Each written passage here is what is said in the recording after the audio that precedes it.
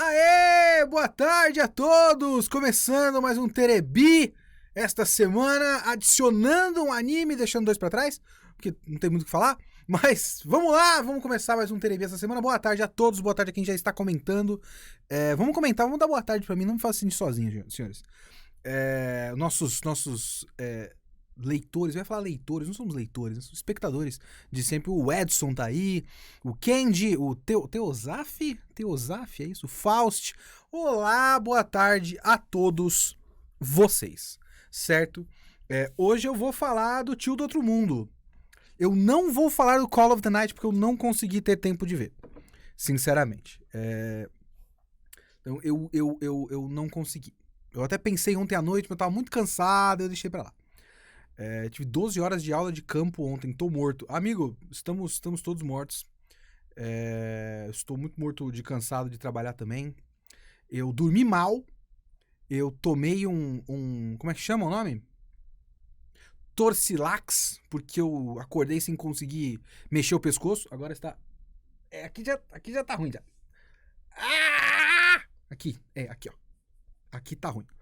Então eu trouxe uns salompas pra colocar aqui no pescoço e tomei uma dipirona de 1 grama também, que é minha balinha, dipirona de 1 grama. E vambora, porque tem que ter live. Tem que ter live, né? Não é assim? Vocês me forçam. É o John Wick. You put me back in. Então é assim que eu me sinto nessas lives. O Mercado Livre acabou de me dar um desconto, ó. Cama elástica com descontão. Obrigado, Mercado Livre. Esqueci de ver o Isekai Oji-san. Cara, recomendo demais. Mas eu vou falar mais dele lá pro final desta live, ok? Porque esta live, como eu tinha falado pra vocês, eu não consegui assistir o Call of the Night. Yofukashi no Uta. Yokufashi, que eu tava falando. Não consegui ver. E eu não vou falar de Yurei Deco, apesar do Yurei Deco ter melhorado um pouco nesse 4º episódio. E não vou falar do Butigire, porque o que eu tenho pra falar do Butigire, sinceramente? Então, a gente vai começar em ordem aqui com Licorice Recoil, Overlord, Isekai Oji-san, o Tio do Outro Mundo, e depois o melhor anime do ano, certo? Camisa do Kid. Caramba, é verdade, eu tinha esquecido. Olha, nem pensei nisso, foi sem querer. Mas ó, Isekai Oji-san, um homem que dedicou a sua vida cega, não pode viver em sociedade. Esse sou eu, ó. Não tinha nem pensado nisso. Essa camiseta eu tenho porque o Master System foi o meu segundo videogame da vida. O primeiro foi o Atari, literalmente. Se não fosse seu review de RRR, eu nunca ia ver esse filme, o melhor filme do ano. Pô, RRR é legal demais. Por falar em review de RRR, eu não consegui, como vocês devem ter percebido, gravar o podcast semana passada, ok? Porque semana passada tive que ficar em casa cuidando da Ana, que tava doente, a gente tava achando que era Covid, não é. Ficamos sabendo o resultado ontem, não é Covid. Mas eu fiquei em casa por precaução e meu microfone não pega mais em casa. Eu não montei o novo ainda, então eu não gravei. Então esta semana ainda não tem podcast. Vai ter a gravação na quinta, que vai ser sobre o Lúcifer e o Martelo, mas esta semana não teve. Ok?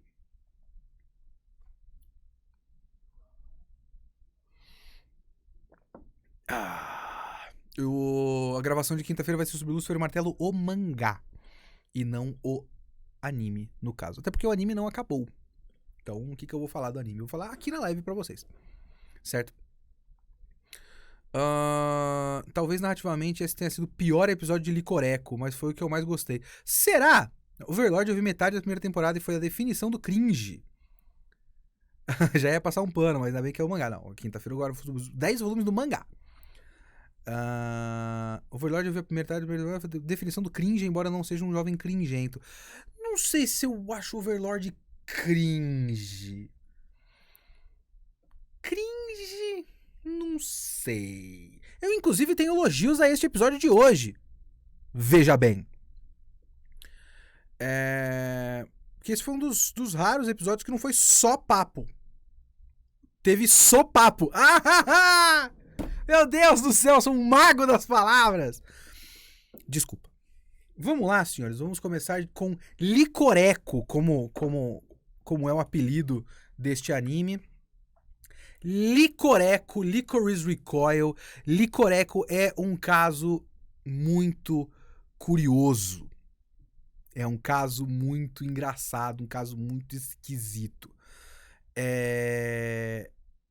Eu acho que eu não vou conseguir sair disso, parar de bater nessa tecla, mas olha pra essa tela que vocês estão vendo aqui, certo? Olha pra isso aqui. Você diz que isso é um anime sobre agentes secretas? Essas são as coisas que me deixam intrigado com Licoreco, sabe? É uma coisa que me deixa muito intrigado. Esse episódio... Vamos lá. Tomar um golão de café. Esse episódio... Ao contrário do que eu achava que seria Licoreco, mas quando é super espiã demais, então de repente ela é tão espiã, é tão secreta que ninguém vai olhar. Essa é a única desculpa, né? Ninguém vai olhar pra essa menina e falar: meu Deus, é um agente secreto. Como você olharia para Daniel Craig. Esse cara é forte pra caralho, o que esse maluco tá fazendo aqui? E de repente ele é polícia disfarçado. E ele é polícia disfarçado. Ela não, ela tem 17 anos de idade. Você vai olhar pra ela e falar: tá fazendo compra, né? E esse foi o episódio de fazer compra. Veja bem. Terça-feira agora é Kitsune Feira e Fujimas Feira. Várias pedras. Só pedradas hoje, só pedradas. Vamos lá. Pequeno resumo desse episódio. Eu preciso só achar rapidinho o controle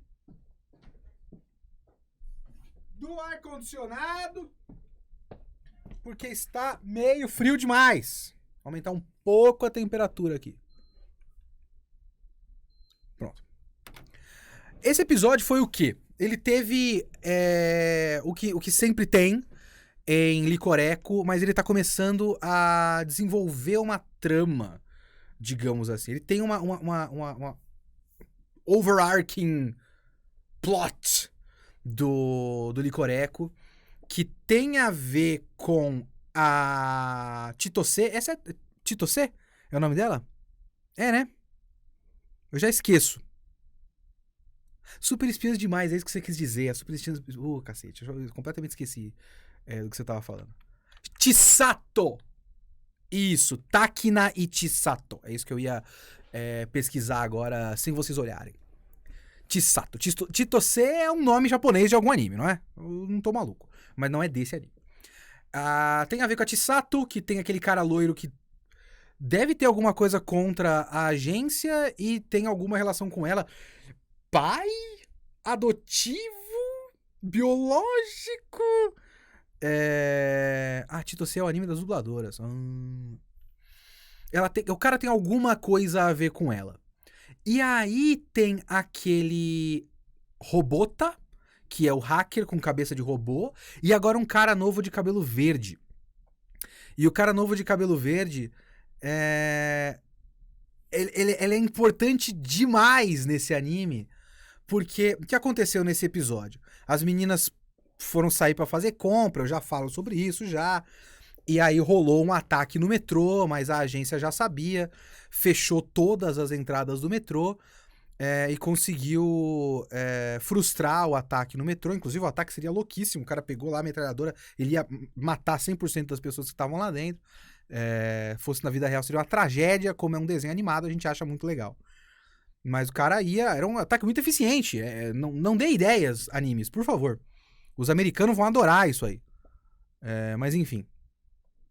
O cara fez o ataque no metrô e não conseguiu atacar. E as meninas não... As duas principais, né? A Chisato e a Takina, não intervieram. Intervieram? Acho que é essa a conjugação do verbo. Né?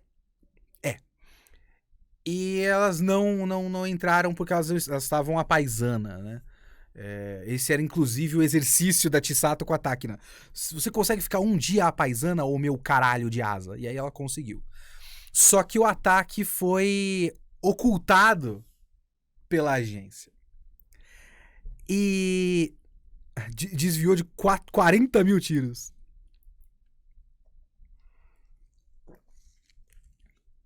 Isso é muito interessante, porque assim... Esse cara é só um bandido. E eu não acho que ele tenha... Talvez, até o momento, não parece ter nenhuma... Como é que eu posso dizer? Ele não fez um ataque específico contra a agência. Ele fez esse ataque porque ele queria fazer baguncinha, né? E aí ele fez a baguncinha dele, fugiu e falou, pô, deixa eu dar uma olhada na baguncinha. Como assim, acidente? Cadê a minha baguncinha? Porra! E aí veio o Robota e fala, os caras tão... Eles colocam tudo por debaixo do tapete. Eu vou te ajudar a fazer os mais baguncinha. Ele ignora o maluco, mas ele quer agora o bagulho vai começar. Porque é importante a gente lembrar que esse anime não é só o anime das meninas fofinhas numa colônia de férias. Que de vez em quando... Não é o clube de tiro ao alvo da escola, sabe? Porque ele podia ser. Ele podia ser às vezes ele parece o anime do clube de tiro ao alvo da escola. Mas as meninas são agentes secretas de uma agência secreta que o público não sabe que existe e que oculta a real taxa de criminalidade dessa sociedade. Então é uma sociedade inteira construída em cima de uma mentira e que nem sabe que tá vivendo sob um estado policial. E o cara percebeu isso quando ele fez um bagulho e todo mundo acha que é um acidente, né? Clube de Airsoft, podia ser o clube de Airsoft, né? Então é isso que agora, esse episódio me fez ficar ainda mais interessado em o que esse anime vai fazer. Mais uma vez, eu vou deixar claro, eu não acho que o anime vai super questionar esse mundo. Não acho que é isso que ele vai fazer. Eu acho que ele vai mais ou menos questionar a agência, mais ou menos questionar esse mundo, mas no fim vai ficar tudo bem. Mas é muito interessante a presença desse maluco de cabelo verde, do Coringa, como falaram aí, o Red Robin, né? Porque senão, o que a gente teria é isso aqui. Isso aqui é o momento em que ela tá ensinando pra Takina que ela pode comer doce também. Sabe? Ou então, aqui, ó, cadê a outra ilustração? Ela tá pequena. Deixa eu aumentar um pouquinho. Opa.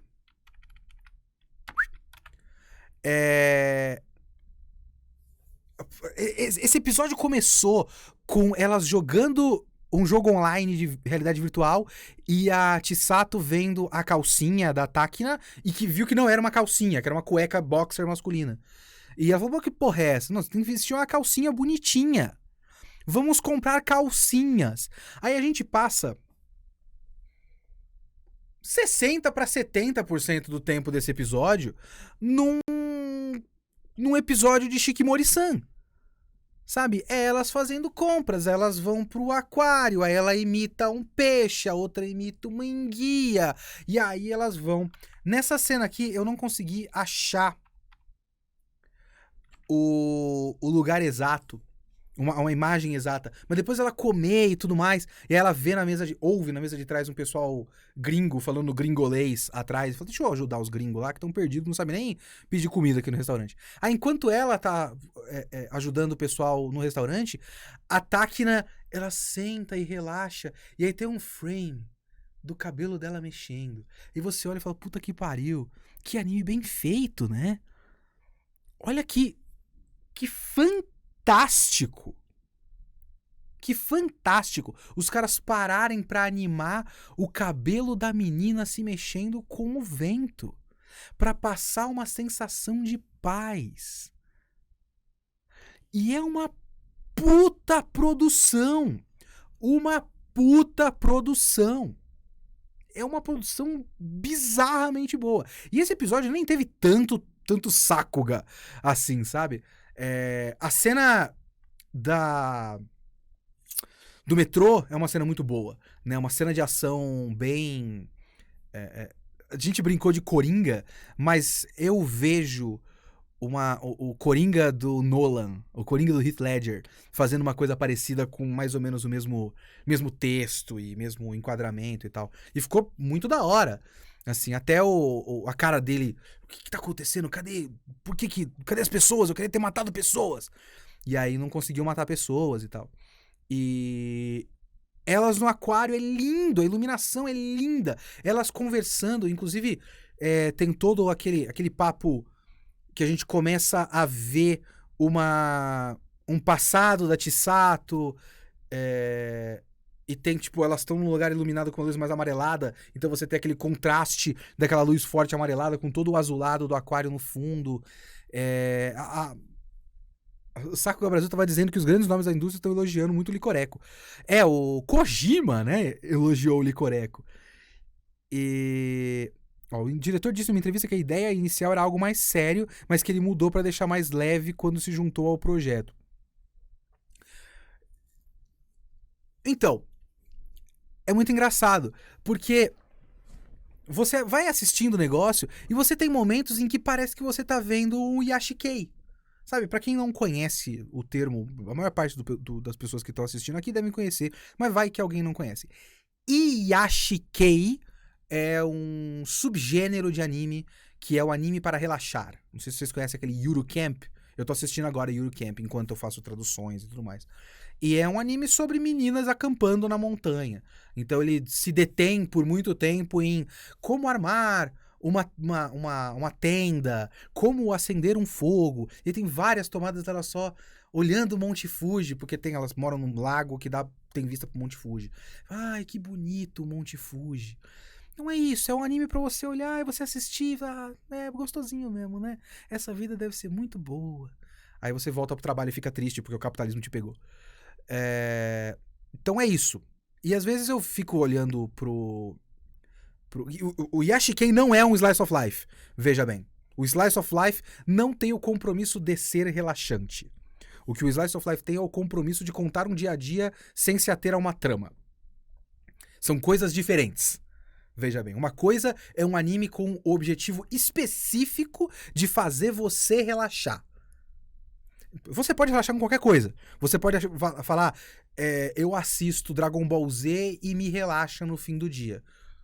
Isso é uma coisa, mas não é o objetivo de Dragon Ball Z. Existem animes cujo objetivo é fazer você relaxar. E existem animes, ou mangás, etc., cujo objetivo é apenas contar o dia a dia dessas pessoas nesse local. E ele não tem exatamente o compromisso de ser um relaxante. Então é isso. Eu tô fazendo essa distinção porque eu ia falar um negócio que iam falar e poderiam argumentar que é esquisito, mas às vezes o Licoreco ele parece um misto de Slice of Life com o Yashikei, sabe? Ele tem momentos que são feitos pra... Tipo, esse momento, por exemplo, é só... E é muito bem feito, é muito eficiente. É só pra você ver essa menina relaxando e falar, puta... É bom, né? Você tá numa mesa de restaurante bonitinho, numa rua bonitinha, comendo um doce gostoso, tomando um café, e aí você sente a brisa no rosto. É bom. Assim, eu invejei. Faz muito tempo que eu até lembro a última vez, não foi tanto tempo assim, vai, mas eu lembro de uma vez que foi eu e a Ana almoçar perto de casa, não foi nem num lugar super legal, foi um PF de esquina, e a gente tava sentado, restaurante, mesa na rua, e a gente tem vista pra uma praça, e aí tava um tempo gostoso, bateu uma brisa, eu tava comendo, eu só olhei pra praça e falei, porra, tá bom, né? Às vezes a vida é ok. E eu lembrei desse momento quando eu vi. E é muito bem feito.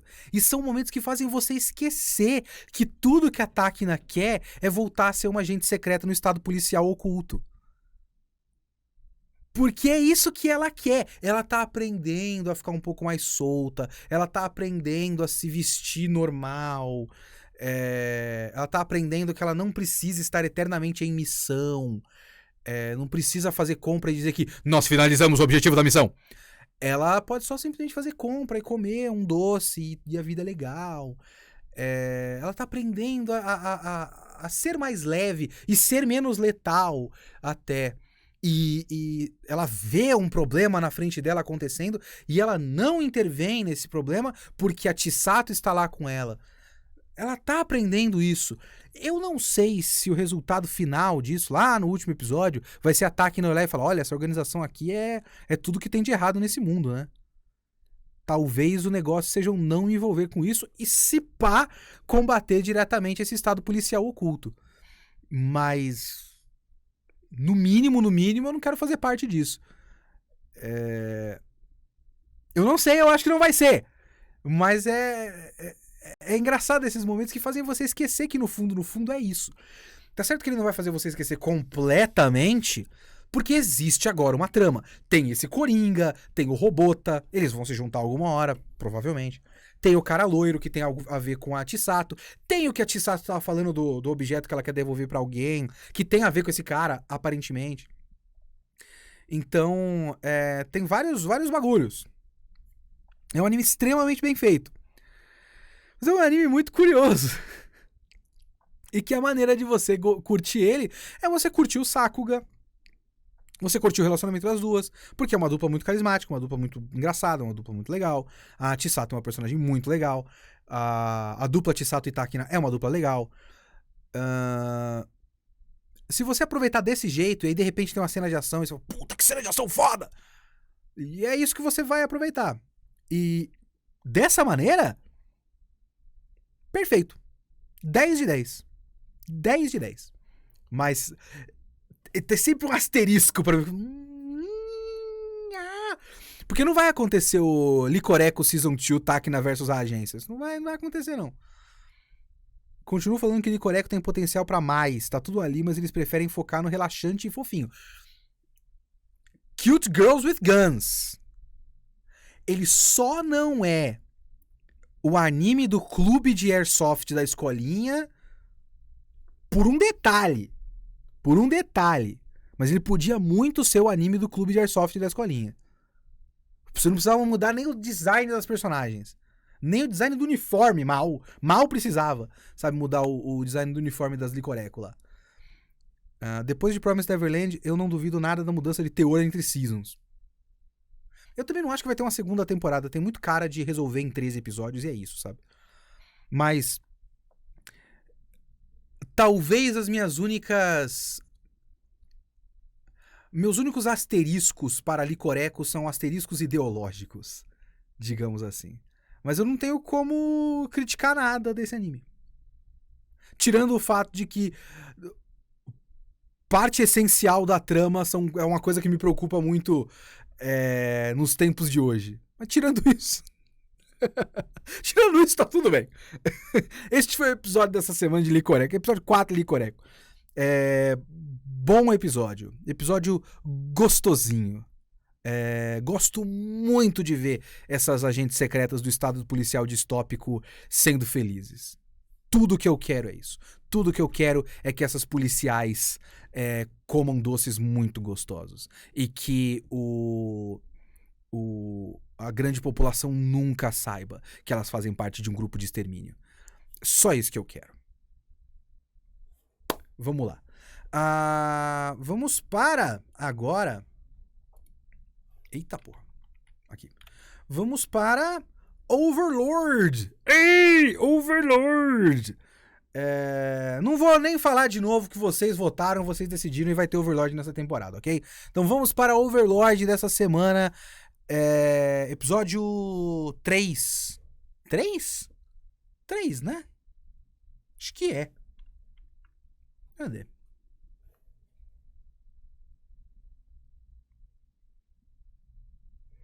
Deixa eu ver o meu... Ou foi o 4? Foi o 4, foi o 4. Ok, vou colocar aqui no meu My Anime List. Triste que hoje não teremos gancho de Overlord pra Samidare. Não, eu vou colocar o Tio do Outro Mundo antes. Ok? Muito bem. Episódio 4 de Overlord. Não sei se vocês lembram que eu tava falando semana passada sobre o que poderia ser esse próximo episódio. Por quê?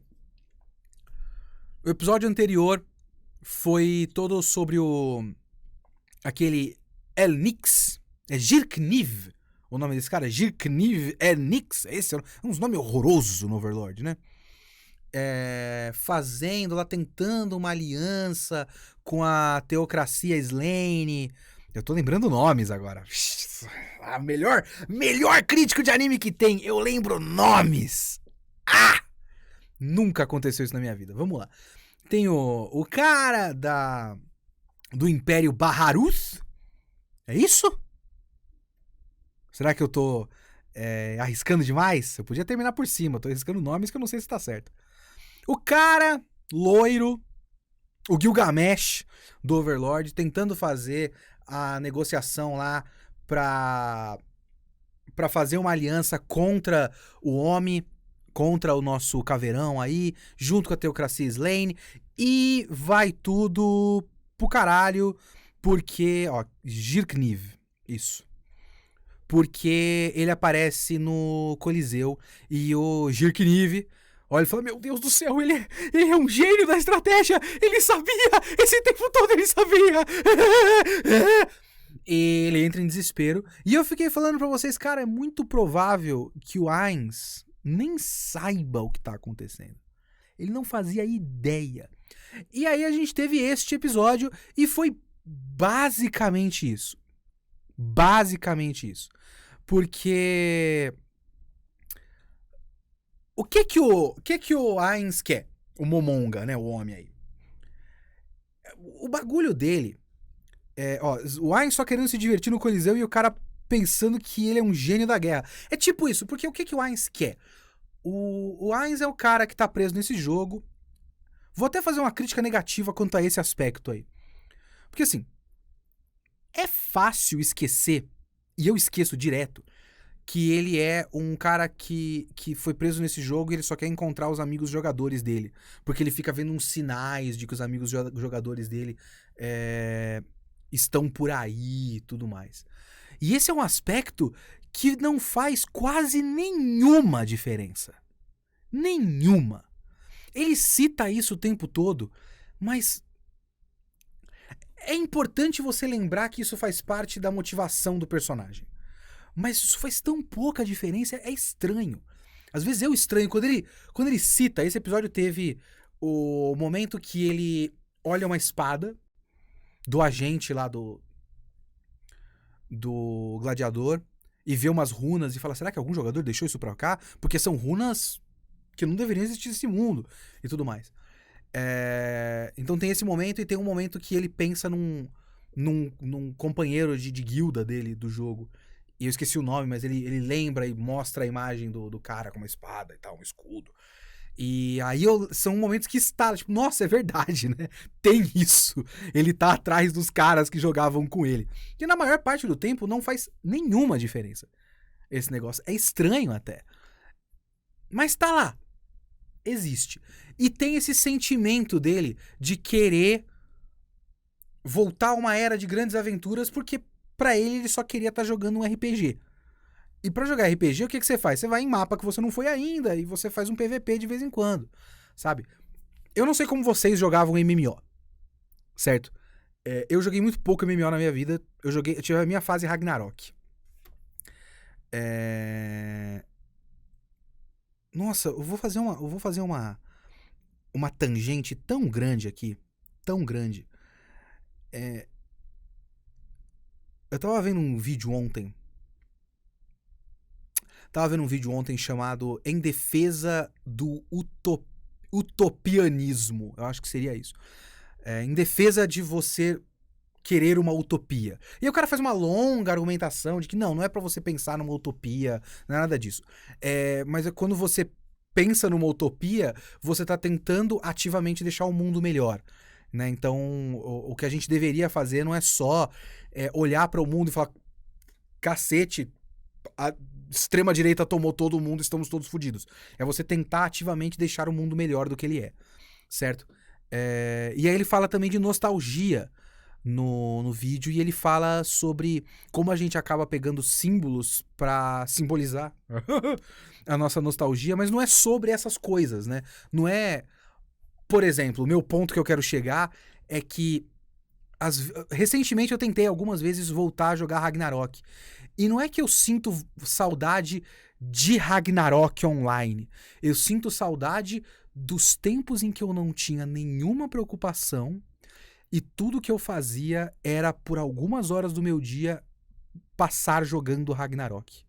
E era muito relaxante. Eu tenho lembranças muito específicas de jogar Ragnarok. Eu ainda morava na cidade de Tiradentes, que é um bairro do extremo leste de São Paulo, num conjunto habitacional da cidade de Tiradentes. E teve uma época que minha mãe colocou persiana na minha sala. Na sala de casa. Eram uns apartamentos. O prédio é muito vagabundo, é conjunto habitacional, mas era um apartamento grande, né? Foi feito muito tempo atrás, não é que nem os apartamentos minúsculos que tem hoje em dia, que são caríssimos. Então a sala era muito grande do apartamento. E, nossa, a gente vendeu esse apartamento por nada, porque não vale nada apartamento de conjunto habitacional. O dinheiro ficou com a minha mãe. E aí, ela colocou persiana na sala e a persiana era laranja. Então, de manhãzinha, com a persiana fechada, ficava uma iluminação laranja muito gostosinha na sala.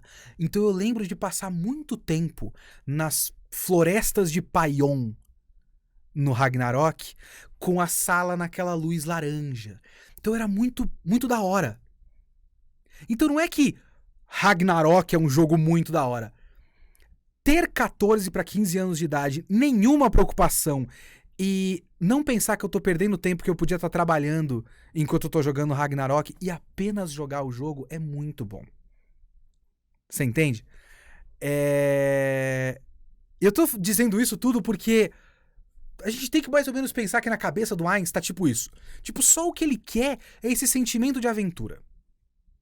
É isso que ele curte.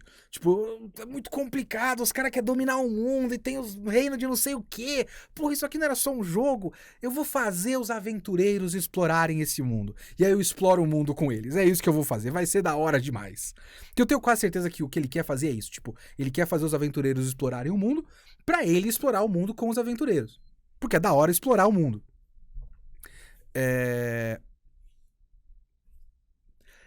E aí, esse episódio foi tudo isso. Foi ele indo atrás do cara da guilda pra depois fazer um encontro com o agente do melhor gladiador do Coliseu, o Rei Guerreiro, pra arranjar uma luta com o cara, pra ele poder se mostrar pro mundo e fazer a convocação dele dos aventureiros.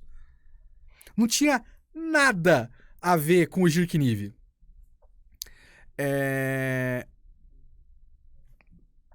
E era exatamente o que eu queria que fosse, sabe? Esse episódio ainda teve o Haru Sakuga de Overlord, porque ainda teve a luta, né? E a luta teve, assim, uns lampejos de animação muito bem feita. Teve uns momentos de... Se alguém assistiu, por favor, só me tire uma dúvida. Eu sei que tem fãs de Overlord aqui. São poucos na minha live os fãs de Overlord, mas eu sei que tem, né?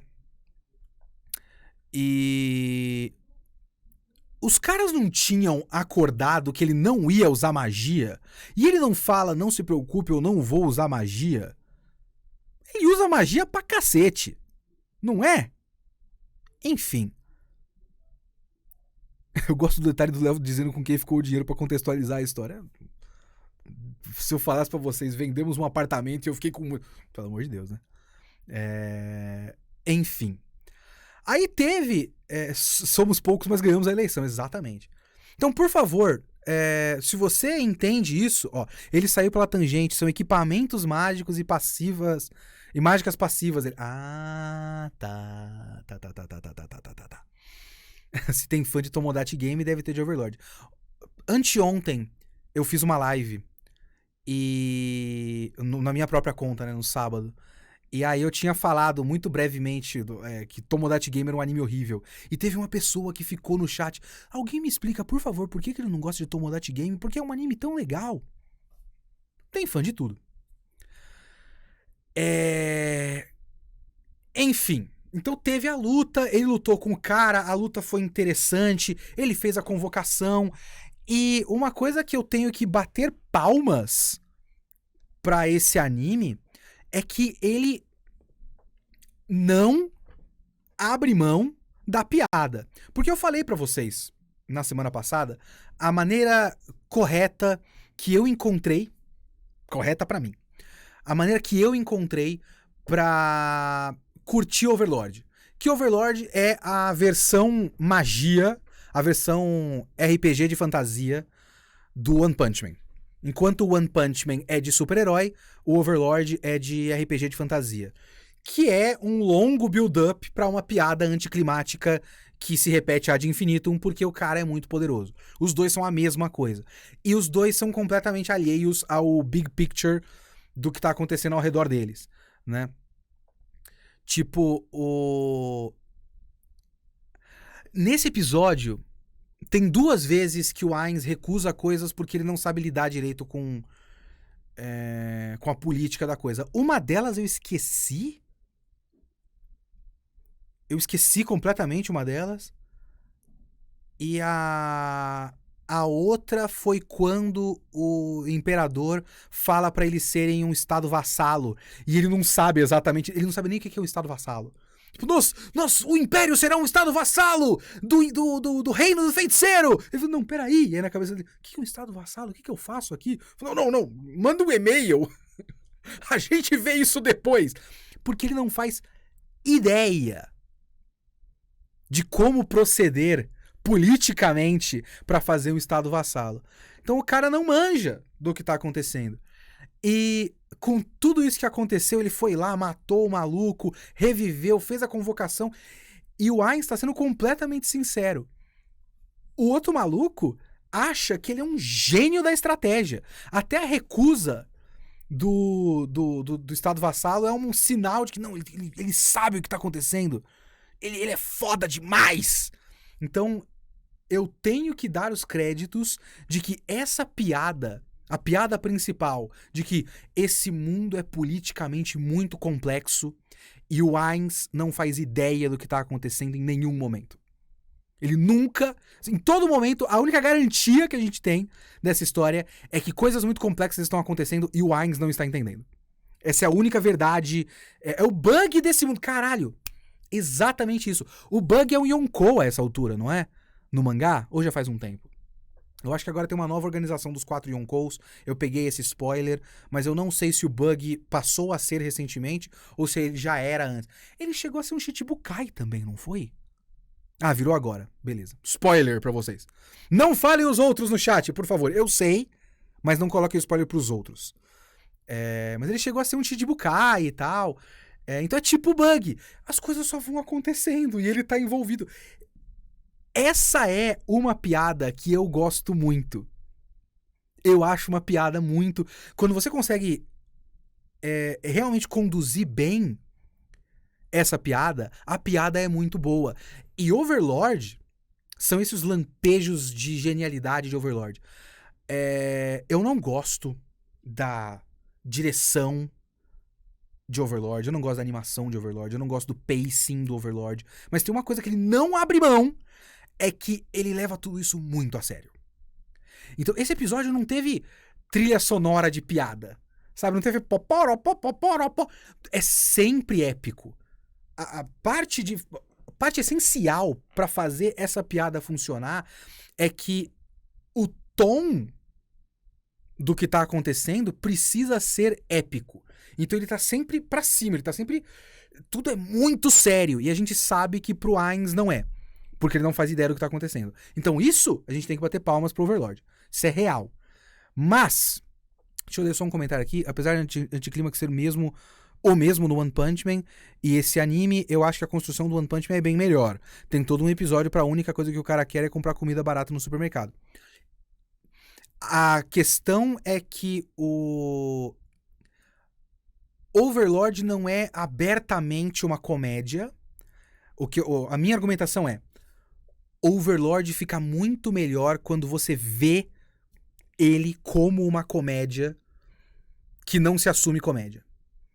Parte da piada é ele não se apresentar como comédia. One Punch Man é uma comédia. E aí é um defeito quando ele esquece de ser uma comédia pra mim. Principalmente a versão do Yusuke Murata. Que às vezes ele só vira um shonen de luta épico foda. E aí eu acho ele mais fraco. O One Punch Man, quando é abertamente uma comédia e se apresenta como uma comédia, ele é muito melhor. O Overlord, ele fica mais interessante quando você percebe que ali embaixo tudo isso é uma enorme piada que não faz sentido. Mas eu preciso ler um e-mail, porque me mandaram um e-mail das lives. E me mandaram um e-mail sobre Overlord. E um e-mail muito interessante sobre Overlord. Pera aí.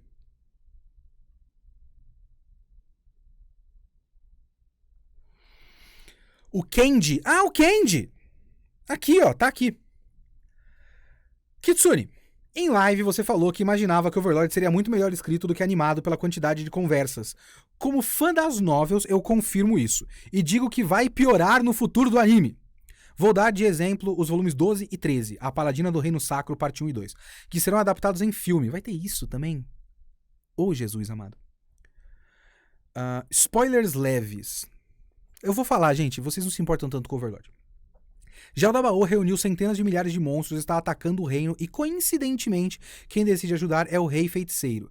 Os dois livros são essa guerra, com a escudeira Neia como protagonista e 80% da história é os paladinos sentados fazendo conselho de guerra. O Ain sentado tendo monólogo sobre como ele não tem a menor ideia do que está acontecendo e tentando não foder o plano nem parecer um idiota.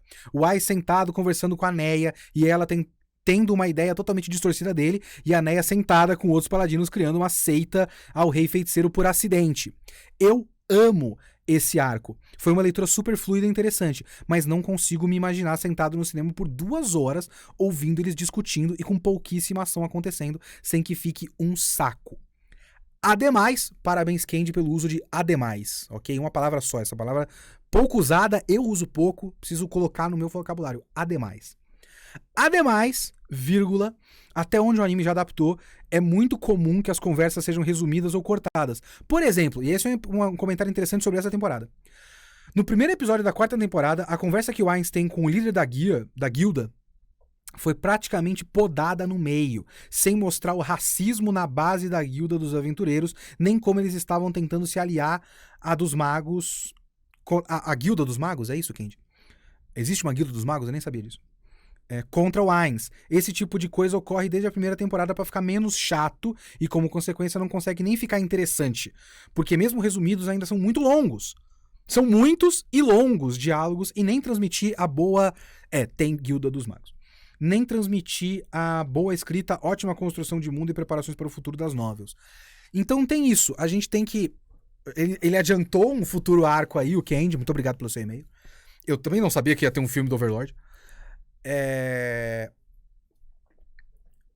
Então ele já adiantou uma outra trama que vai ser 100% pessoas. Esse é conselho de guerra, né? Ou é sentados num castelo, ou sentados numa tenda no campo de batalha com mapa, numa mesa, colocando pecinhas e tudo mais. E é isso. Como eles vão fazer... Como eles vão fazer pra isso ficar interessante? Quem vai ser o ótimo diretor que vai fazer uns enquadramentos fodas pra ficar tenso esse bagulho? Geralmente não tem. E aí, de vez em quando, como o Kendi falou aqui, agora fica mais claro, agora que ele comentou, às vezes fica difícil entender o que tá acontecendo nesses diálogos, porque eles cortam partes, porque senão ia ficar super longo. Porque eu acho que, pelo jeito, nas novels... Cada diálogo de um personagem, se você fizesse completo, seria meio episódio. Então, 20 minutos. 10 minutos de um diálogo, 10 minutos de outro diálogo. Plano contra plano, acaba. Abertura, encerramento. Aí não dá, né? Aí ficou horrível. Aí os caras tentando algum jeito ali, mas fica confuso. Eu estou curtindo. Agora... É isso que é o bagulho. Quando você se coloca no mindset certo, quando você define pra você mesmo, tipo, o que me interessa aqui? Tipo, o segundo episódio dessa temporada foi uma bosta. Porque era só onde tá o personagem que eu não lembro quem é. Ah, a princesa tá aqui. O cara de cabelo azul, guerreiro lá, tá aqui. Agora, quando você tem um bagulho e, tipo, e você consegue, tipo, identificar qual é a piada central aqui, fica mais interessante. Eu tô interessado. Eu continuo interessado em Overlord. Só que às vezes como eu já falei antes, a experiência de falar sobre Overlord é muito mais legal do que a experiência de assistir Overlord. Pensar sobre Overlord depois de tudo acontecer, ver um resumo dos acontecimentos de Overlord. Ó, por exemplo, o e-mail do Candy. O e-mail do Candy é o do tipo de spoiler que ajuda pra mim, né? Que é tipo, porra, vai acontecer isso? Eu quero saber como chega nesse ponto. Parece muito interessante. Mas eu não sei se vai ser uma experiência divertida. Porque Overlord não costuma ser uma experiência divertida. Pelo menos o anime, né? Talvez as novels sejam legais. Mas esse episódio foi ligeiramente mais divertido do que a média. E foi o melhor episódio dessa temporada até agora, porque personagens se movimentaram. Assim, o começo dele foi o Ainz numa charrete, o Ainz numa sala. E aí depois ele foi pro Coliseu. Mas pelo menos ele foi pro Coliseu, entendeu? Então coisas aconteceram. Então esse foi o quarto episódio. Bom episódio. Bom episódio.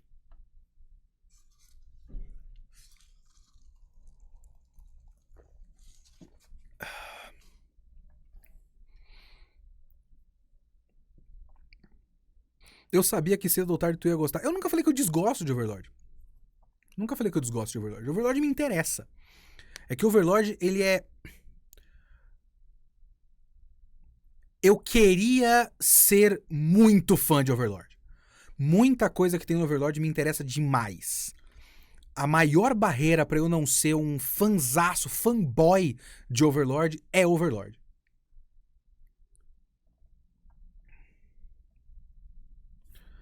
Bom, vamos para o Tio do Outro Mundo? Eu vou até colocar aqui no Lost in Anime, porque eu não sei se vocês assistiram o Tio do Outro Mundo, mas eu esperava que fosse bom, eu não esperava que fosse tão bom.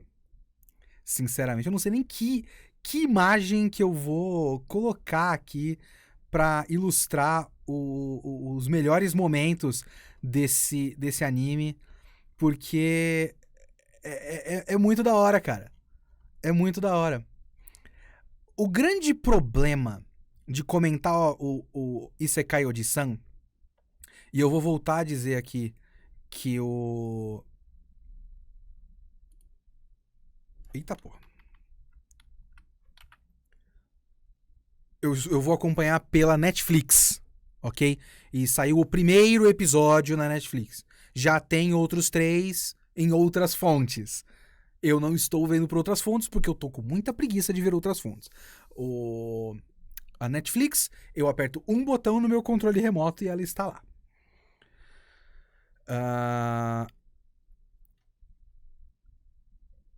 O grande problema de comentar o Isekai Oji-san, o tio do outro mundo, é que corre-se o risco, eu corro o risco, de o que eu vou fazer vai ser apenas eu vou listar as minhas piadas preferidas desse anime. Então esse é um grande desafio pra mim. Como eu vou fazer uma review toda semana que não vai ser apenas, cara, aquela piada de quando... Será que eu consigo fazer mais do que isso? Esse é o meu desafio pessoal. Porque é uma sequência ótima de ótimas piadas. É isso. Vamos lá. Pra quem não conhece, Isekai Oji-san. Qual é a cena da decepção dele com a falta da SEGA no mercado? Sinceramente, eu não sei qual é o quadro que é isso. É isso aqui?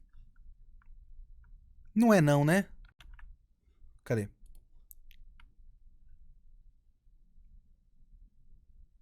Será que é essa?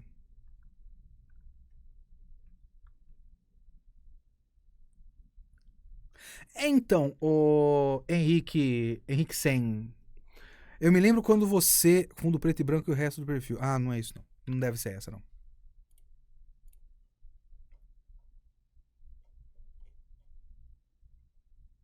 Não, o cara não pegou aqui o screenshot disso. Ah, ele anota no caderno, né? Mas eu vou colocar essa imagem porque eu gostei dela. Sim, é muito, pra mim é muito complicado eu ainda não consegui comigo mesmo fazer uma maneira de analisar comédia sem falar é engraçado, sabe? Mas eu vou tentar aqui, eu vou tentar. Pra quem não conhece o Tio do Outro Mundo, ele é o caminho natural das paródias de Isekai. Porque eu acho que já rolou várias paródias de Isekai por aí, mas várias dessas paródias são, tipo, uma maneira de fazer o Isekai cada vez mais absurdo. É tipo... aquelas histórias, tipo, eu fui para outro mundo, mas eu revivi como uma geladeira. Sabe essas porra? Porque tem essas porra, né? Ou então, desconstruções do Isekai, como o ReZero é uma desconstrução do Isekai, que eu acho isso uma falácia do cacete. Eu acho que como desconstrução do Isekai, o ReZero é péssimo. Mas o próximo passo lógico de uma paródia de Isekai é você fazer o cara voltar desse mundo, né? E eu acho que uma das coisas mais geniais do Tio do Outro Mundo é que ele tinha dois caminhos, né? No começo, ele tava com um caminho que eu achei que poderia ser genial, mas eu também falei, caralho, mas se for isso vai ser triste pra caralho. Porque ele começou a contar que ele veio de outro mundo, ele falava uma outra língua, e ele parecia um maluco da porra. E todo mundo achava ele só um maluco. E ele ficou tentando fazer magia, ele parecia só, puta, meu tio acordou do coma e ele ficou demente. Que tristeza, né? E eu olhei e eu pensei, por um instante, eu falei, cara, isso pode ser genial. Ele pode passar a história toda, tipo, a gente sabe que ele foi de outro mundo, mas nunca vai ser mostrado que ele foi de fato de outro mundo. Só que, ao mesmo tempo, eu olhei e falei, vai ser só triste, cara. Vai ser todo mundo tratando ele como louco, vão internar ele no hospício, vai ser triste. Vai ser triste demais. Aí ele faz a magia. E aí, a outra maneira de você fazer isso ficar muito engraçado é que o cara é um completo idiota, né? Então você brinca com os clichês do Isekai, que já são muito bem conhecidos, e com os clichês de anime, no fim das contas, com um certo distanciamento, sabe? Vou dar um exemplo, que é uma coisa que eu acho que é o melhor exemplo de todos, de por que eu odeio quando os caras precisam criar os spin-offs e as continuações e tudo precisa ser explicado nos mínimos detalhes. Steins Gate. Se vocês já viram Steins Gate é um anime genial, a primeira temporada. É genial, é muito, muito, muito, muito bom. E ele tem um bagulho que é a Terceira Guerra Mundial. E funciona porque a Terceira Guerra Mundial é um elemento distante. Então eles precisam impedir que a Terceira Guerra Mundial aconteça, mas tem pessoas que vieram da timeline onde existiu a Terceira Guerra Mundial, então você tem flashes da Terceira Guerra Mundial, então ela fica pairando no ar. E a Terceira Guerra Mundial funciona porque ela nunca é em primeiro plano. Ela é um bagulho lá. E essa escolha a escolha foi tomada porque ela precisava ser tomada, né? Porque a história precisa que a Terceira Guerra Mundial não esteja em primeiro plano. Ela precisa ser em terceiro, quarto, quinto plano. Aí os caras vão lá e fazem o Steins Gate Zero, que é basicamente a história da Terceira Guerra Mundial. E aí você aproxima as coisas. O Exterminador do Futuro, por exemplo, que tem filmes que se passam... Tipo, a graça do Exterminador do Futuro tem uma guerra no futuro. A gente tá vendo um robô do futuro no presente. O robô do futuro no futuro é só um robô! Sabe? A história do Exterminador do Futuro é uma história de viagem no tempo. Não uma história de guerra futurista. O Isekai Oji-san não é um Isekai. É uma história sobre um velho que esteve em um Isekai. Então, não colocar ele no Isekai, mas ter flashes e faltar parte da informação é uma parte essencial de fazer para fazer essas piadas funcionarem. Porque a gente tem sempre meia informação. E com meia informação a gente sempre vai ficar indignado. E é foda porque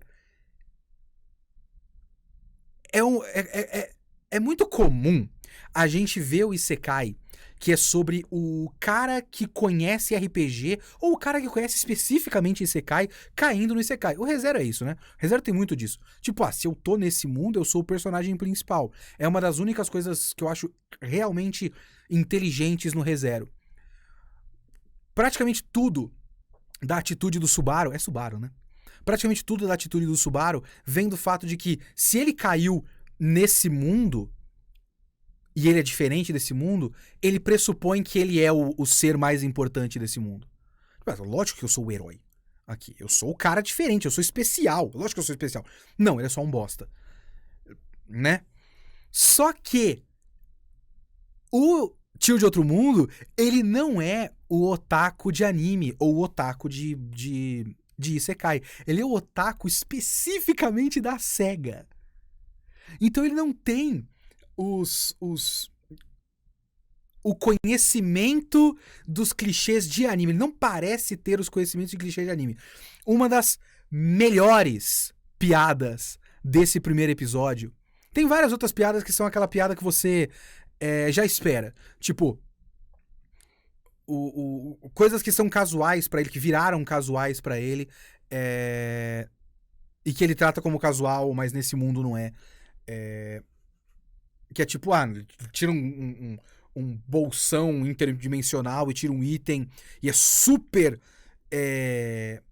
raro e tudo mais. Não, isso aqui é uma espada e tudo mais, né? É um item bizarro e pro cara pegar uma espada tudo incrustado. Não, isso é uma espada que você ganha numa missão aí, sabe? Eu tenho uma espada, eu tenho várias espadas. Então ele tentou penhorar o anel. Eu tentei penhorar o anel, os caras me deram 50 ienes. Não vale porra nenhuma. Ninguém vai entender o valor desse negócio. Então essas pequenas jogadinhas, ou então o uso dele da magia, né, de meu tio aprendeu a comprar coisas com sem frete na Amazon, que foi muito engraçado, tipo, ele pegou e buscou, e esse sofá aqui? Pega esse sofá aqui pra mim, tio. É muito bom. Mas uma das melhores piadas desse negócio é que o tio dele... E, puta que pariu. Quando eu vi isso, eu só bati palma. Eu bati palma pra televisão. O tio dele entrou em coma 4 anos antes... Porque o moleque é otaku, né? 4 anos antes da grande onda das tsunderes. Isso é muito inteligente. Porque a menina...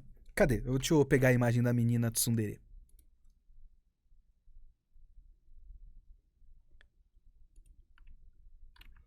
Aqui. A menina tsundere, ela tá tipo apaixonadinha por ele.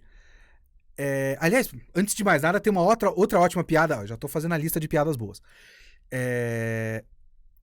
Que é o tipo de piada que você faz pra brincar com tipo, uma piada um pouco mais esperada, digamos assim. Não é tão inspirada, mas é boa. Que é quando você vai pra um mundo de fantasia e todo mundo nesse mundo de fantasia... Se você vai jogar um RPG... Todo mundo é muito bonito. Quem é feio é vilão. Ele é um tiozão qualquer. Ele é feio. Todo mundo naquele mundo trata ele como um orc. Porque ele é feio. Porque todo mundo é personagem de anime, né? E ela é a única que olha pra ele, tipo, ela faz aquele tratamento de tsundere. Tipo, ai, não olha pra mim! Para, me larga! E ela faz um bagulho que é o tipo de texto que só funciona se você conhece o clichê. Se você está preparado para personagem tsundere, você sabe que quando ela fala alguma coisa naquele tom grosso e fala, eu acho que eu sou a única que gosta de olhar para essa sua cara feia de orc. Se você conhece o clichê, você sabe que isso é o sinal de que ela gosta desse personagem. E que ela vai fazer a virada pro dere no final. Ele não conhece o clichê. E quando você não conhece o clichê, isso é só chato pra caralho. Sabe? Porque muitos dos clichês de anime, eles só funcionam porque a gente tá preparado para os clichês de anime, sabe? É uma coisa que... Eu vou fazer outra tangente aqui, hein, gente? É o tio de outro mundo mesmo, é exatamente esse o nome. Vou fazer uma outra tangente aqui. Lembrei minha tangente, tinha esquecido a minha tangente, eu lembrei agora. Vocês conhecem a lenda do... O início do Bleach é bom?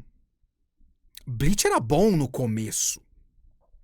Um dia eu vou fazer a minha autópsia do Bleach. É tudo que um dos maiores sonhos de criação de conteúdo meu é ter o tempo pra eu fazer do meu jeito a autópsia do Bleach. Conheço e confirmo essa lenda. Aí que está, meu amigo. O que é o começo do Bleach?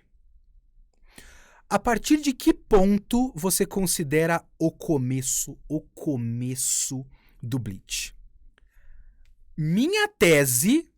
o Tengu me chamou pra essa jogabilidade, eu não conseguia. Ele mandou mensagem pra mim, cara, você consegue participar? E eu tava ocupado e não consegui participar.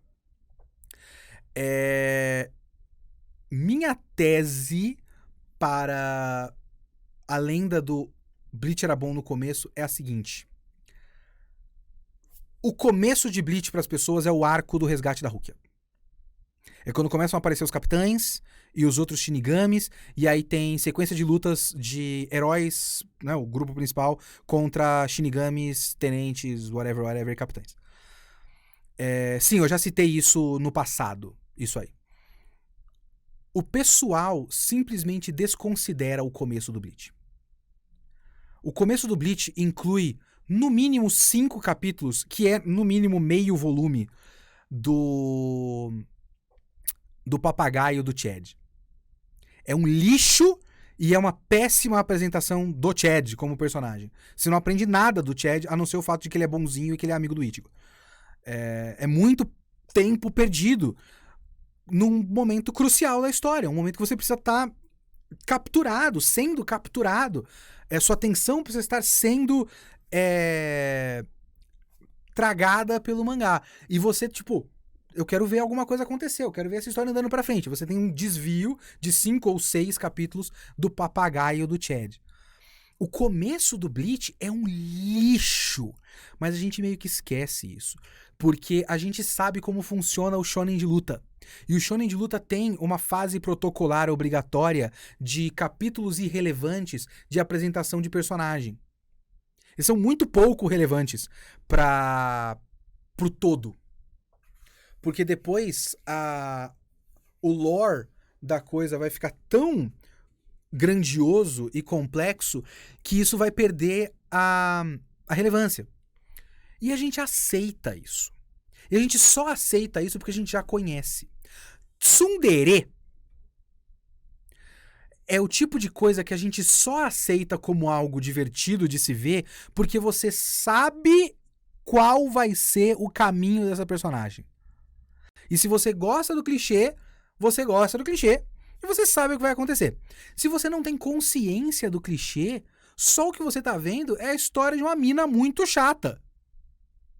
Caralho, essa mina só trata mal esse maluco. Esse maluco não fez nada pra ser tratado mal. Que história de merda. E essa é a reação do cara. E isso pra mim é uma piada muito genial. Muito genial. Que é o fato de que ele entenderia os clichês dessa história se ele tivesse entrado em coma 4 anos depois. Ele ia sacar... ela é tipo a Taiga do Toradora. É verdade, ela gosta de mim. Caramba. Porque tudo que ele tá vendo é uma menina chegar e falar... Tira suas mãos de mim, você tem cara de orc e você é nojento. É claro que o cara vai achar isso uma bosta. Por isso que a piada funciona. É por isso que a piada funciona. É uma piada muito inteligente. É verdade. Essa piada é muito boa. E claro, todas as piadas relacionadas com SEGA é só estúpido. E muito bom. Quando ele fala que o primeiro amor dele foi a tela de abertura do Sonic. E eu ficava vendo, aí você vê o reflexo ali no óculos dele. Ou a piada do... como é que é? Um homem que dedicou a sua vida à cega não pode viver em sociedade. Genial, maravilhoso. Então, eu gosto porque ele tem... Como é que é? Eu não sei quanto tempo ele vai sustentar as piadas. É isso que eu já falei várias vezes aqui nessas lives. Por exemplo, quando eu falava do romance do Tokusatsu. O que ele precisa fazer é aproveitar as várias facetas, os vários potenciais da piada central. A piada central é... Ele voltou do outro mundo. Tem várias piadas centrais, na verdade. Tem o negócio da SEGA e ele voltou do outro mundo. E ele podia ter vivido uma aventura épica, mas ele é idiota demais. Foi idiota demais pra isso e ele viveu como um pária. Ele podia ter uma menina bonita como namorada e ser um grande herói, mas ele não soube fazer isso, não soube identificar direito as coisas. E agora ele voltou e ele é só um frustrado e o bagulho... E isso nem importa direito pra ele porque o bagulho da vida dele é a SEGA. Sabe? Então tem várias camadas nessa piada que dá pra aproveitar. Se ele souber ir jogando isso aí, e nunca... Eu não sei nem se ele vai chegar a ser dramático. Porque não precisa ser dramático, mas pode ser dramático. Mas ele precisa manter o nível de absurdo. Porque ele é idiota na medida certa. Ele tá na linha do idiota pra mim. Na linha do... Aí já perdeu a graça. Aí já tá aleatório demais e tá forçando a barra. Ele não tá forçando a barra. Ele tá ali no limite da forçação de barra e tá perfeito pra mim. Perfeito. Então, bicho, segundo melhor anime dessa temporada. Episódio maravilhoso. Ó, já tá falando que é comédia pura. Muito bom. Boa tarde, Luan. Então... Eu esperava que esse anime fosse bom, mas eu não esperava que ele fosse tão bom. Eu realmente dei muito mais risada do que eu esperava. Assim, eu tava esperando um bagulho bem que nem o Tokusatsu, o romance do Tokusatsu lá, o Love After World Domination da temporada passada. E, tipo, ele é agradável, ele é plenamente agradável de assistir, assim. Ele nunca cai o nível. O Love After World Domination ficou sempre na casa do 7, 7,5. Ele fala, tá bom. Toda vez que eu assisto é legal, tá bom. Eu pensei que ele fosse tipo isso, mas ele é bem melhor do que isso. Então ele é o segundo melhor anime dessa temporada. Por quê? O primeiro é Lúcifer e o Martelo. Obviamente! O melhor anime dessa temporada. O melhor anime deste ano. O quê? Chainsaw Man vai sair? Vai ter que comer muito arroz com feijão pra chegar no nível de Lúcifer e o Martelo. Melhor anime dessa temporada. Vamos falar de Lúcifer e o Martelo. Ok? Mob? Que mané Mob? Mob vai brigar ali, ó. Animes que tem potencial pra brigar com Lúcifer e o Martelo, pra brigar entre si pela segunda posição abaixo de Lúcifer e o Martelo. É o Mob, é o Chainsaw Man, o Dance Dance Dancer da temporada passada. Esses aí vão ficar ali, brigando pelas... Lúcifer e o Martelo, melhor anime da temporada. Não tem jeito. Não tem jeito. Aqui, ó. Pior que ver nesse episódio, eu fiquei pensando, porra, Hoshi no Samidare é bom, né? Ah, o Gil tá preso! Ele não pode passar pano! Muito bem. O que é? Quem falou do Meet aqui? Nessas horas o Meet do Sakuga Brasil já sabe a pressão. Já sobe a pressão. Não, Bleach? Quem é Bleach? Quem é Bleach? Pelo amor de Deus. Eu tô falando sério aqui. Eu não vou ficar fazendo... eu não sou esse tipo de gente. Eu quero falar sério com vocês agora. Eu não sou o tipo de crítico. Eu levo crítica de mídia muito a sério. Eu não sou o tipo de crítico de ficar fazendo piada irônica com ai, Bleach é muito bom. E aí eu vou ficar eternamente fingindo que Bleach é bom. Eu levo as coisas a sério. Hoshi no Samidare é o melhor anime desse ano. Enfim, vamos falar desse episódio.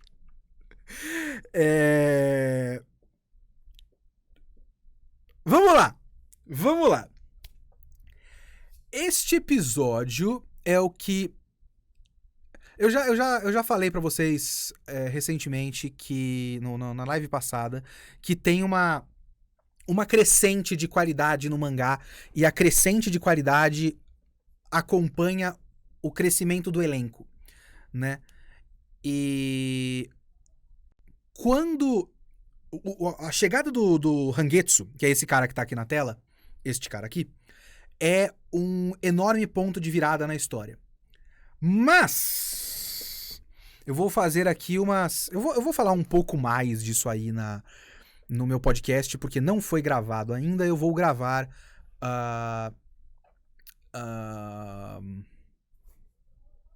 o podcast sobre o mangá, certo? E esses 3 primeiros episódios de Lúcifer e o Martelo, eles são os episódios para estabelecer o Yuri, certo? E estabelecer o Yuri passa muito por estabelecer o trauma do Yuri. E o trauma do Yuri tem a ver mais ou menos tangencialmente com o tema central da história. E o tema central da história não chegou ainda. Então é isso que às vezes eu acho que eu não tiro a razão de quem não tem muita paciência pro começo do Lúcifer e o Martelo. Porque o Lúcifer e o Martelo, ele, agora relendo, ele de fato demora um pouquinho pra engrenar, sabe? Porque quando chega o Hangetsu, e aí depois vai começar a crescer o elenco, e a gente tem o resto da Ordem dos Cavaleiros das Feras, o bagulho vai começando a ficar mais interessante, porque você vai começando a entender melhor o que essa história quer dizer. Mas antes disso, ela é muito centrada no Yuri. E o trauma do Yuri, ele é interessante. Mas...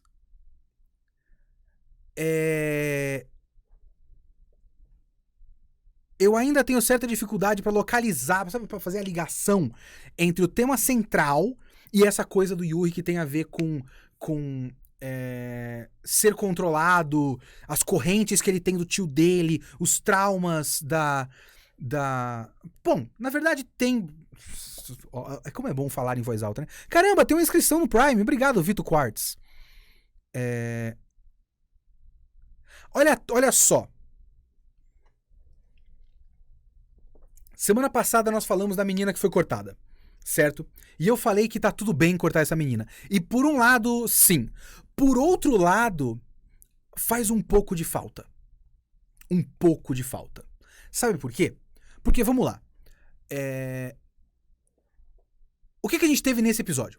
A gente teve o tio do Yuri... O avô... O avô do Yuri ficou doente do nada e Yuri é chamado pra ir no hospital e ele não quer saber do avô dele, cacete. Avô. Ele não quer saber do avô dele. E o avô pede perdão e ele manda, vai tomar no seu cu, né? Perdão. Você passou 10 anos... Isso são questionamentos que fazem muito sentido. Você passou 10 anos me punindo pelo seu próprio luto. Porque o que aconteceu? No passado, o pai dele, que era um detetive da polícia, foi morto pelo próprio companheiro que era traficante de armas. E o avô dele, pai do pai dele, ficou muito traumatizado com isso e decidiu que, para o Yuri, que ele foi cuidar do Yuri, o avô do outro mundo, decidiu que o bagulho era, é péssimo você se relacionar com qualquer pessoa. O seu pai tinha um parceiro, e o parceiro dele era amigo dele, e o parceiro dele foi lá e matou ele. O que você tem que fazer é nunca se relacionar com ninguém. Ser completamente fechado. E aí o avô dele passou 10 anos acorrentando o moleque num porão com frequência. Toda vez que o menino fazia um amigo, ele afastava o menino do amigo, prendia ele com corrente e falava não. E aí depois que ele cortou laços com o avô dele foi morar com a família com outra parte da família, com a prima dele, e fez bem pra ele. E aí ele pediu perdão pro Yuri. E Yuri, porra, 10 anos me acorrentando no porão. Aí você passa 10 meses com a minha prima e tá tudo bem? Você tá maluco? É muito interessante desse ponto de vista. Mas, se tem um problema nesse episódio, é que eu acho que ele confunde as coisas porque ele faz duas coisas, certo? Talvez a melhor decisão possível fosse pegar esses 3 episódios e comprimir eles em 2, pra tudo isso ficar muito mais forte, porque esse terceiro episódio foi duplo. Ele teve metade da trama do avô e metade do Rangetsu. Tá certo que isso também demarca um ponto de virada, porque a chegada do Rangetsu... Tá, também tem uma outra maneira de interpretar isso. Eu tô fazendo minhas avaliações ao vivo aqui, hein? Tô fazendo um brainstorm comigo mesmo. Por que é importante a chegada do Rangetsu? Porque é a chegada de uma primeira pessoa, tirando a Samidare, com quem ele vai fazer um laço. E um passo muito importante pro amadurecimento do Yuri, e isso é a trama desse Lúcifer e o Martelo, é o amadurecimento do Yuri. É ele aprender a se abrir pras pessoas. É ele aprender a ter amizades genuínas. Então o que você tem nesse episódio até faz sentido nesse ponto. Que é um episódio onde ele perdoa o avô, mais ou menos, e é bombardeado logo de cara com a chegada de outra pessoa que vai forçar mais ainda ele a abrir as portas do coração dele. Então faz sentido esses 2 pontos de virada estarem juntos no mesmo episódio. Porque a chegada do Rangetsu é extremamente importante. Eu vou falar uma coisa pra vocês. Se você não está assistindo Lúcifer e o Martelo, isso vai ser um spoiler. Se você está assistindo, mas não leu o mangá, isso também vai ser um spoiler. Mas só pra você ter uma ideia do tipo de importância do Rangetsu. O Rangetsu, pra mim, ele é uma figura muito parecida com o Kamina no Gurren Lagann. Ele tem funções muito próximas. Muito. Narrativamente. E ele é um personagem tão da hora quanto o Kamina. Ele é um dos personagens mais legais de todo o Lúcifer e o Martelo. Então tem isso. E ele é muito importante para que o Yuri se abra. Então até que faz sentido você colocar esses 2 pontos de virada. Eu tava lendo o texto do próprio Lost em anime e ele fala que narrativamente ficou um pouco fraco a maneira como isso foi apresentado. Principalmente o trauma do Yuri, né? Ele com a família e tudo mais. É uma questão realmente de direção, né? É uma questão da direção, às vezes, não aproveitar todo o potencial dramático das cenas, né? E uma coisa que ele fala, e aí eu tenho que até reler essa parte do mangá, o comecinho do mangá, é que ele diz que no mangá fica mais claro os motivos de ele perdoar o avô. E eu nunca entendi muito bem. E ele fala que é por causa da prima. O que faz sentido, mas eu acho que eu nunca peguei isso. E isso era uma coisa que eu já tinha problema no mangá. A virada do moleque falar, por favor, salva o meu avô. Porque ele tem o pedido, né? Ele pode fazer qualquer desejo, um desejo só. E isso sela o acordo entre ele e o animal. E eles dois viram, assim ele vira a dupla, né? O Yuri e o Noi, o lagarto, os dois são o cavaleiro de lagarto. E ele faz o pedido pra curar a doença do avô. E eu nunca entrou muito na minha cabeça por que ele perdoou o avô, por que ele pediu pra salvar o avô. Mas tem um resquício de isso é o certo a fazer e eu não posso deixar o meu avô morrer se eu posso salvar ele, sabe? Até porque existe dentro dele uma vontade de ser um herói. por conta do pai dele. Tá certo que eu não gosto do aspecto de ele ver o pai policial. Ó o Licorice Recoil aí.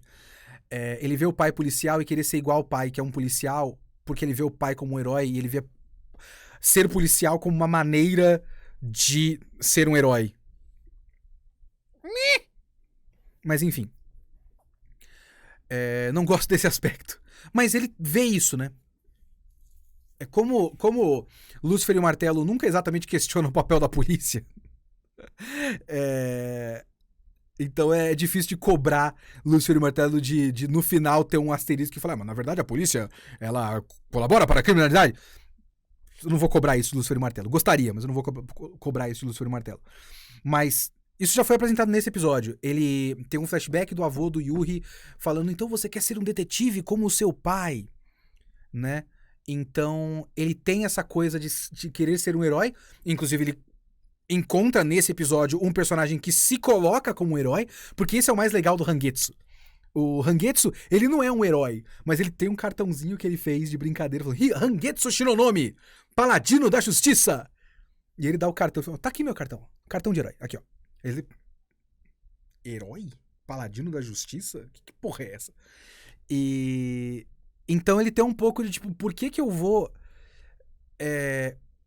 poder salvar alguém e não salvar alguém? Então essa dicotomia entre ele ter no coração dele a vontade de ser um herói, mas tá tão traumatizado que ele quer destruir o mundo, é uma das coisas mais interessantes do mangá todo. E do anime também, obviamente. Aí que entra, por exemplo, a decisão de tirar a menina. Porque a menina era um dos exemplos de como está, em que ponto que tá a psique do Yuri. Porque o Yuri cogita matar a menina. O Yuri tem um poder na mão e fala, porra, se essa menina entrar no caminho do nosso plano de destruir o mundo, se ela for um problema e sair contando pros outros que a gente tem poderes e etc, etc, eu vou matar essa menina. E o Yuri fala, não, meu Deus do céu, moleque, não faz isso. Então ela tem uma função de exemplificar qual é o estado de espírito dele. Até porque tem todo um capítulo em que ele sai com a menina e que ela, assim, tá certo que ela é meio doida. E faz parte da piada ela ser exagerada. Tipo, chegar e falar, casa comigo.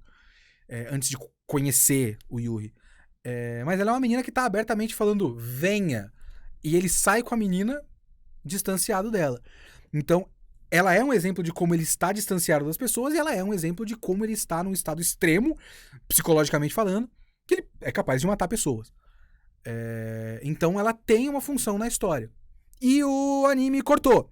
Então fica até um pouco, né? Como é que eu posso dizer? Enfraquece um pouco o arco que foi concluído nesse momento com a questão do trauma dele. Mas, agora, pensando, como eu fiz o meu brainstorm comigo mesmo, faz sentido você concluir esse arco na metade desse episódio e já fazer o começo de um novo arco no outro. Até pra instigar interesse, né? Porque a chegada do Hangetsu é muito interessante. O personagem é muito interessante, né? Então, se as pessoas conseguirem passar por cima da inacreditável qualidade de produção de Lúcifer e o Martelo, eu vou colocar essa palavra, inacreditável, é uma produção inacreditável. Incrível. Veja bem, incrível vem da... Crer. É incrível, é impossível crer. É uma produção incrível de Lúcifer e o Martelo. Se as pessoas conseguirem passar por cima disso e não ver só imagens bonitas na frente delas, o Hangetsu é um baita personagem. E a chegada dele é muito interessante, que ele chega, tipo, toda a piada de ele chegar, fala, olá, parem aí vocês! Ele dá um salto, hiá! E ele desce, Hangetsu Shinonomi, super-herói! E ele dá um cartãozinho. E ele falou, eu tinha reparado em vocês faz tempo, eu sou cavaleiro, eu tenho cachorro aqui, e eu só tava tentando criar uma entrada super legal, e acabou que eu fiz uma entrada normal. Eu falei, isso é uma entrada normal pra você? E aí depois tem aquela luta e tem aquele primeiro passo de tipo, vocês são fracos, né? Inclusive, micro spoiler, uma coisa importante mais pra frente é que vai ter uma amizade com o Rangetsu, ao mesmo tempo que o Yuri vai ficar o tempo todo, tipo, ele é muito forte. Ele é uma ameaça pro nosso plano de destruir o mundo. Se ele entrar no nosso caminho, o que eu vou fazer pra parar esse cara? Então é bem interessante desse ponto de vista. Então, o Rangetsu é um dos melhores personagens de Lúcifer e o Martelo. E Lúcifer e o Martelo melhora consideravelmente quando ele começa a expandir o elenco. Porque é extremamente importante o fato de o elenco de Lúcifer e o Martelo ser grande.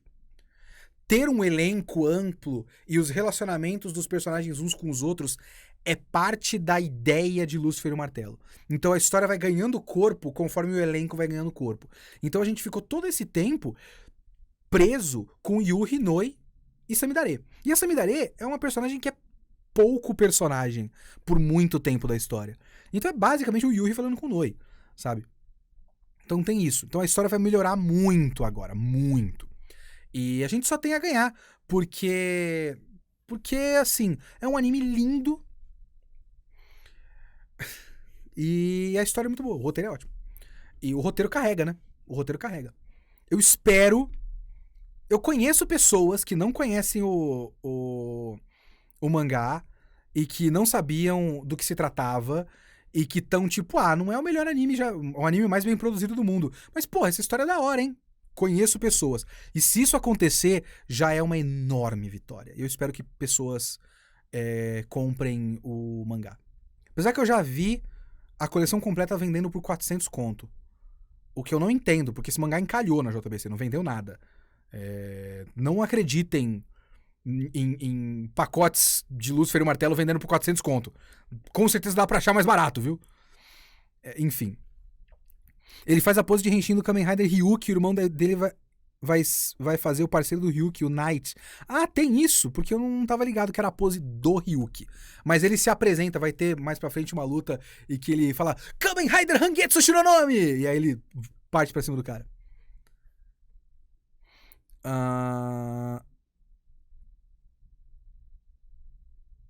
Cadê?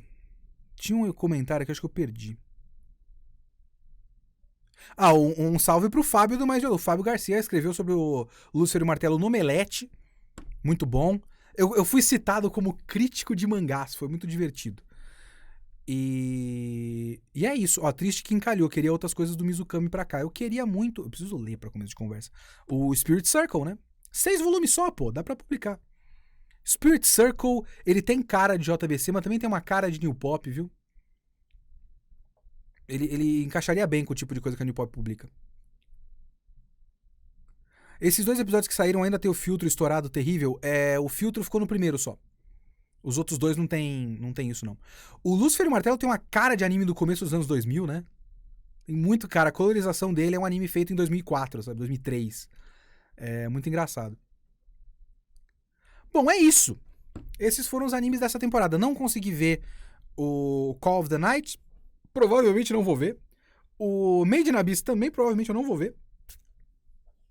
Eu quero ver os filmes pra lembrar o que aconteceu e ver o terceiro filme que continua a história e aí eu vejo o que eu faço. Mas eu vou com esses, viu?